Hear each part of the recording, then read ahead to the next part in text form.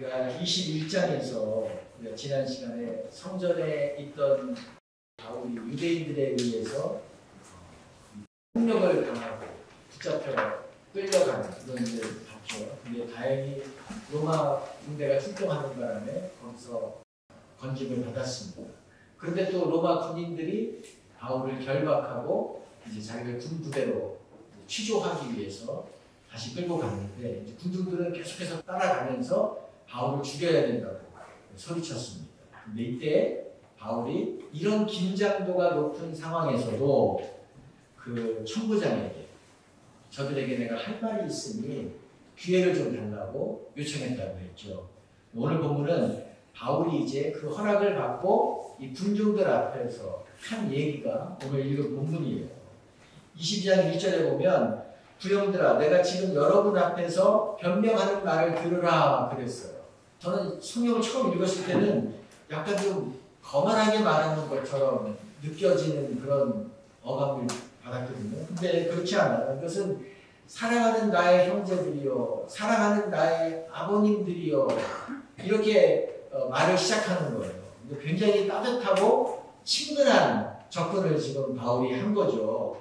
근데 앞에 있는 사람들이 누굽니까? 방금 전에 자기를 죽이려고 했던 사람들이었잖아요. 지금도 바울을 죽이라고 소리치는 사람들을 향해서 마치 자기의 팬들에게 하는 말처럼 사랑하는 아버님들이요 이렇게 이야기를 시작했습니다.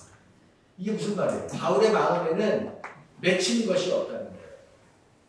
오히려 저들을 향해서 긍휼의 마음, 불쌍한 마음을 지금 가지고 있다는 것을 우리가 확인할 수 있는 겁니다. 하나님 저들이 악인이어서 저들이 나쁜 사람들이어서 지금 저렇게 행동하는 것이 아니라 저들이 모르기 때문에 예수님을 모르기 때문에 저렇게 하는 것입니다. 라는 그런 마음이 바울에게 있는 것입니다. 예수님의 마음이죠. 바울에게 이 마음이 없었다면 자기를 거부하고 있는 사람들, 복음을 토해내는 사람들에게 지금까지 세 차례나 걸쳐 이렇게 전도여행을 하지 못했을 것입니다. 오늘 본문에 보면 2절부터 5절까지는 바울이 예수님을 믿기 전에 어떤 사람이었는지, 6절부터 16절까지는 예수님을 어떻게 알게 되었는지, 어떻게 만났는지, 또 그 다음에는 예수님을 믿고 내가 어떤 삶을 살아가고 있는지를 지금 얘기해주고 있습니다. 이게 구원간증이에요. 오늘 우리 세 분이 나눴던 그 구원간증의 모델이 바로 지금 바울인 것입니다. 그러니까 다른 사람에게 우리가 예수님을 전할 때 두 가지 방법이 있어요. 대표적으로 첫 번째는 구원간증입니다. 내가 예수님을 어떻게 만났는지, 내가 만난 예수님이 초점인 거예요. 내가 경험한 예수님. 그러니까 개인적이고 주관적이죠. 그래서 이것은 그렇게 어렵지 않습니다. 내 얘기를 하면 되니까. 또 하나의 방법은 복음 전도입니다. 이 복음 전도는 좀 객관적인 진리를 얘기하는 거예요. 객관적인 진리. 하나님이 어떤 분이신지, 또 예수님이 어떤 분이신지, 인간이 어떤 상태인지, 왜 인간이 죄인인지, 이 문제를 예수님이 어떻게 해결하셨는지, 이런 이야기를 정리해서 전해주는 것입니다. 약간의 학습이 필요하겠죠. 우리는 그러니까 상대에 따라서, 또 상대의 상황에 따라서 개인 간증을, 구원 간증을 할 수도 있고, 복음 전도를 할 수도 있는 것입니다. 바울은 오늘 본문에 뭘 했어요? 순전히 자기 경험을 얘기했습니다. 구원 간증을 한 거예요. 오늘 그 내용을 잠시 한번 보겠습니다. 예수님을 믿기 전의 삶을 이야기했어요. 먼저 자기를 간략하게 소개합니다. 나는 유대인으로 길리기아 다소에서 낳고 이 성에서 자라 가말리엘의 문화에서 우리 조상들의 율법의 엄한 교훈을 받았고 오늘 너희 모든 사람처럼 하나님께 대하여 열심히 있는 자라. 나는 길리기아 다소에서 태어났습니다. 그리고 어릴 적에 예루살렘으로 공부를 하러 왔습니다. 무슨 공부하러 어릴 때 예루살렘에 왔나요?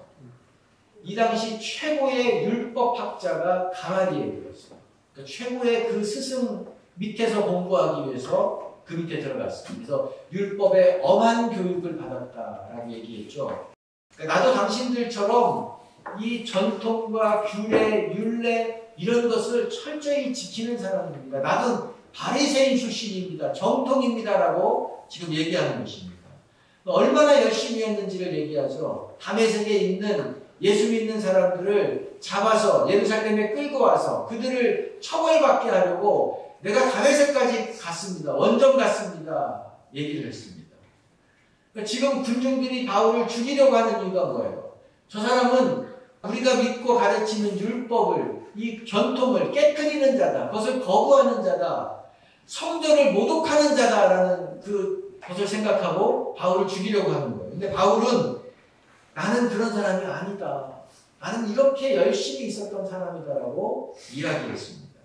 예수 믿기 전에 내가 어떤 사람이었는지를 얘기함으로써 어떻게 해요? 나도 당신들과 같은 사람이었다. 동질감을 유발시키는 거죠. 동질감이 중요합니다. 왜냐하면 내가 이런 사람이었습니다라고 얘기하면 그 상대방이 어떻게 해요? 아, 저 사람도 나와 비슷한 사람이었구나. 나와 비슷한 삶을 살았구나. 공통점이 있구나. 라는 것을 느끼면 마음을 쉽게 열거든요. 그렇죠? 지금 그 과정을 한 것입니다. 그리고 6절부터는 예수님을 믿게 된 과정을 얘기했습니다. 아, 내가 다메섹 근처에 갔을 때 갑자기 12시인데, 난 12시 가장 태양이 강렬할 때인데 그 태양보다 더 강한 빛, 그것을 뚫고 나오는 빛이 나를 쬐었다. 나를 비추었다. 그러면서 소리가 들렸는데 사울아 사울아 네가 왜 나를 박해하느냐 라는 소리를 들었고 누구십니까? 라고 물었을 때에 주님이 뭐라고 대답했습니까? 8절 하반절에 보면 나는 네가 박해하는 나사렛 예수라. 바울이 이때 강한 빛 때문에 시력을 잃었어요.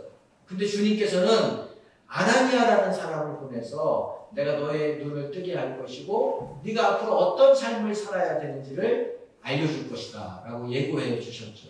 그리고 아나니아가 실제로 왔습니다. 그가 무슨 말을 합니까? 15절 하반절 읽어봅시다.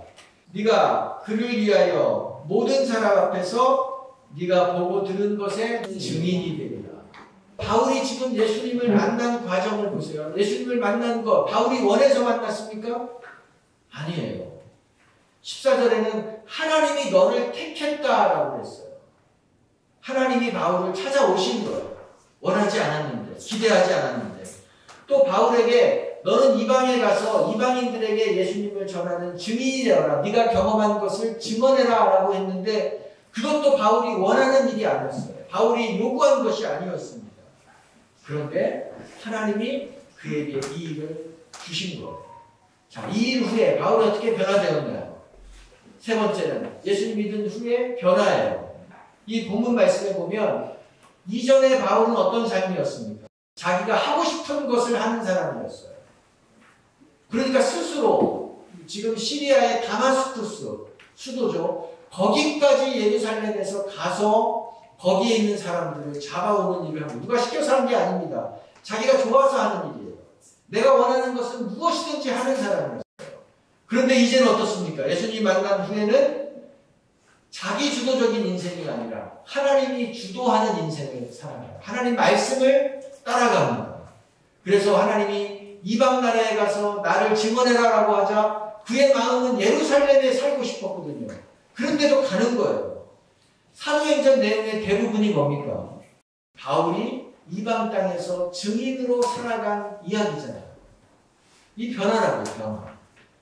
내가 하고 싶었던 것이 인생의 1순위였는데 이제는 하나님이 원하시는 것이 인생의 1순위로 바뀐 삶이 되었던 것입니다.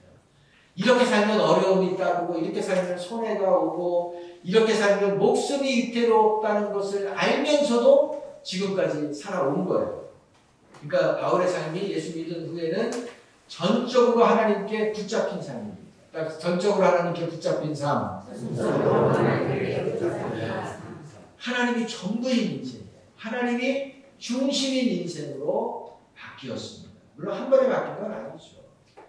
자, 이것이 예수님을 믿는 사람의 변화인 것입니다. 예수님을 믿으면 갑자기 도덕적인 사람이 되고 갑자기 윤리적인 사람이 되고 갑자기 이전에 죄의 습관들이 한 번에 다 끊어지고 그런 변화가 일어나지 않습니다. 어떤 사람의 욕구, 본능이 다 사라져서 무욕구인 사람, 그런 사람이 되는 그런 일은 일어나지 않아요. 그렇지 않아요. 어떤 변화가 일어나는 거냐? 하나님이 내 인생의 최고 권위자라고 생각하는 변화가 일어나는 것입니다. 하나님이 내 인생의 최고 결정권자라는 것을 인정하는 변화가 일어나는 것입니다. 여러분 그런 변화가 일어나는 줄 믿습니다. 네. 그런데 바울이 이제 이런 얘기를 지금 막 나누고 있었단 말이에요. 그런데 바울이 주님이 나를 이방인에게로 보냈습니다 라는 얘기가 끝나자마자 갑자기 군중들이 들고 일어났어요. 22절 한번 읽어봅시다. 이 말하는 것을 그들이 듣다가 소리질러 이르되 이러한 자는 세상에서 없애버리자 살려둘 자가 아니라 하여. 이 세상에 살려둬서는 안 된다. 이 세상에 살 가치가 없는 사람이다. 무서운 말을 한 거예요. 그러니까 군중들이 얼마나 분노했는지를 알 수 있어요. 너무 분노하는 바람에 바울이 계속해서 이어서 말을 할 수가 없었어요. 간증할 수가 없었습니다. 근데 왜 이 사람들이 이렇게 이 얘기를 듣고 격분했나요? 격하게 반응했나요? 유대인들은 우리만 선택받은 사람이다. 구원은 우리에게만 있다라는 우월감, 특권의식에 젖어있는 사람입니다. 자부심이 하늘을 찌르는 사람이에요. 그래서 이방인이 하나님의 백성이 되려면 우리들이 원하는 요구, 절차를 거쳐야 한다라고 그들은 믿고 있었습니다. 살아왔어요. 근데 바울이 하나님이 나를 이방인에게 보냈다. 하나님이 나를 그들에게 복음을 전하게 했다라고 지금 얘기했다는 것은 그들에게는 어떻게 들리는 거냐면 유대인을 거치지 않고도 우리를 거치지 않고도 하나님의 백성이 될 수 있다라고 지금 얘기하는 거예요. 구원은 우리의 전유물이 아니다. 하나님의 백성이 되는 것은 우리가 독점하고 있는 것이 아니다라는 것을 바울이 지금 얘기하는 것입니다. 그렇게 되면 유대인이 지금까지 가지고 있었던 기득권이 사라져버리는 거예요. 그러니 이 군중들이 옷을 벗어던지고 땅에 있는 흙을 하늘을 날리면서 표현할 수 없는 극한 우리의 분노의 감정이라는 것을 지금 이 행동으로 보여주는 거예요. 이것을 지금 드러낸 것입니다. 그래서 바울은 간증을 이어갈 수가 없었습니다. 강제로 종료됐어요.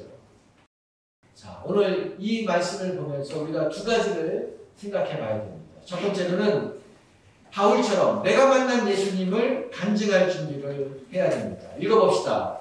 내가 만난 예수님을 간증할 준비를 하십시오. 베드로전서 3장 15절에 이런 말씀이 나옵니다. 너희 마음에 그리스도를 주로 삼아 거룩하게 하고 너희 속에 있는 소망에 관한 이유를 묻는 자에게 대답할 것을 항상 준비하되 온유와 두려움으로 하고.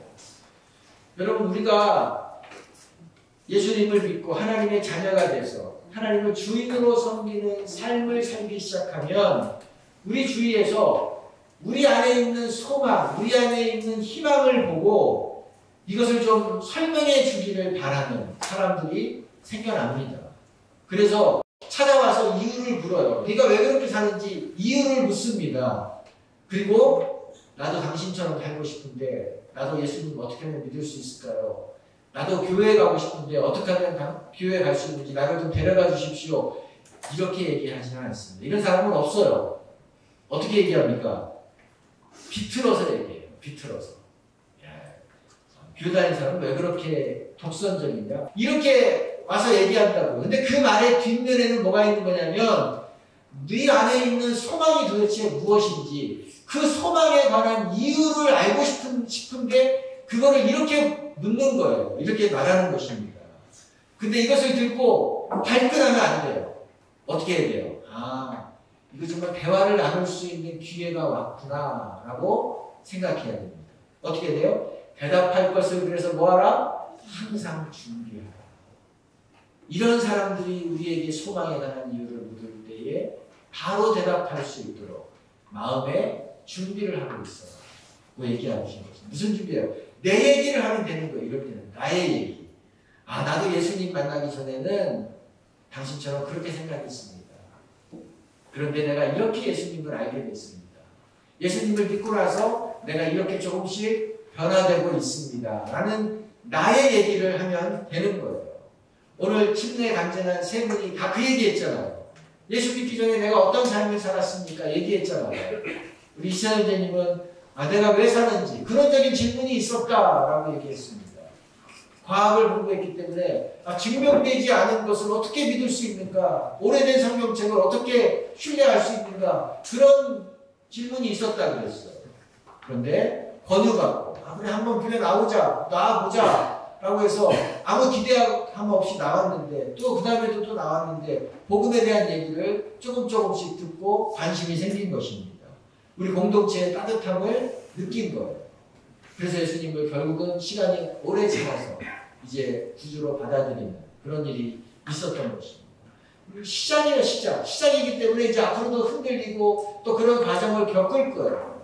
그렇지만 내가 예수님을 믿기 전에 어떤 사람이었는가를 분명하게 얘기했습니다. 우리 조은희 성도님도 아주 잘 얘기했잖아요. 사랑하는 어머니가 그렇게 교회 가자고 했는데 그때는 듣지 않았어요. 그때는 아주 어머니는 교회 열심히 잘 보내드리고 본인은 가지 않았습니다. 끔찍도 하지 않았어요. 기독교에 대한 부정적인 생각이 많이 있었다라고 했습니다. 그런데 어머니가 먼저 돌아가시고 나서 그 천국에 내가 어떻게 갈 수 있는가라는 마음이 들었고 그러면서 이제 그 인도함을 받아서 교회에 나왔는데 1년 2년 지났지만 예배가 뭔지 아무것도 잡히는 것이 없었습니다. 그러다가 주님을 더 알고 싶은 마음이 생겨서 성경 공부하면서 예수님을 영접하는 일이 있었다라고 간증을 했습니다.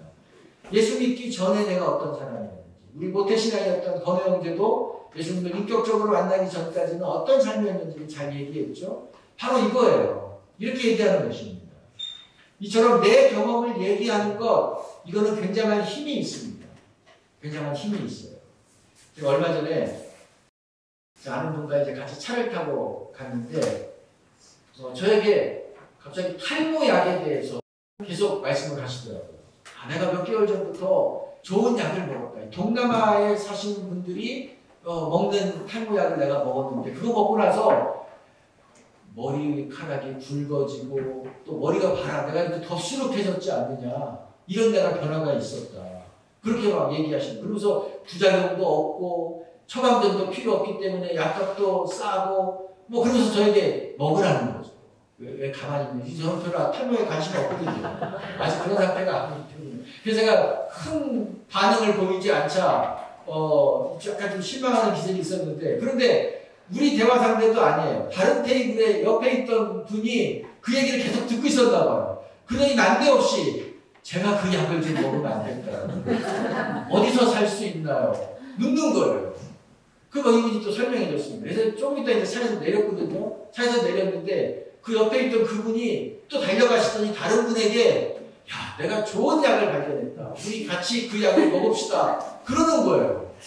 그러니까 또 그분이 처음 얘기했던 분에게 와서 아니 이 좋은 것을 왜 이제야 알려주냐고 막 또 그렇게 얘기한 것을 제가 보았습니다. 맨 처음 얘기하셨던 분은 내가 써보니까 좋더라. 효과가 있더라. 이거밖에 하는 것이 없어요. 아는 것도 그거밖에 없어요. 그 약을 누가 만들었는지, 왜 그 약에 어떤 성분이 있어서 효과를 발휘하는 건지, 그 약에 어떤 그 양리작용이 있는 건지, 어느 회사에서 만들었는지 아무것도 모르더라고요. 그러니까 저는 신뢰를 못하죠. 근데 내가 경험했다. 봐라. 이거 주변 사람들이 다르냐.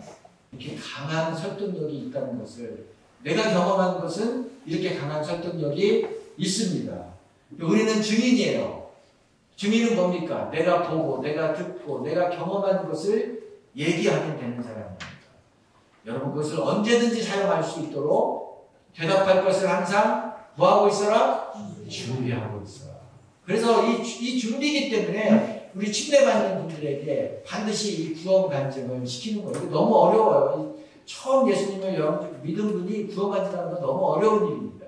그럼에도 불구하고 이 씨름을 처음부터 하라는 거예요. 그래서 이분들도 어려운 과정을 거치면서 이 일을 했습니다. 이제 본인의 경험을 얼마든지 얘기할 수 있는 거잖아요. 자, 여러분도 대답할 것을 항상 준비하고 있어야 됩니다. 두 번째, 결과는 하나님께 맡기십시오.